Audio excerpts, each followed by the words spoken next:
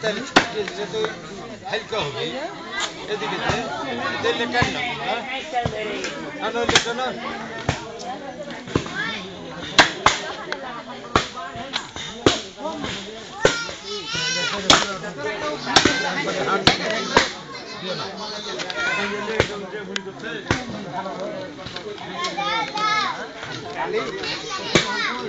আমার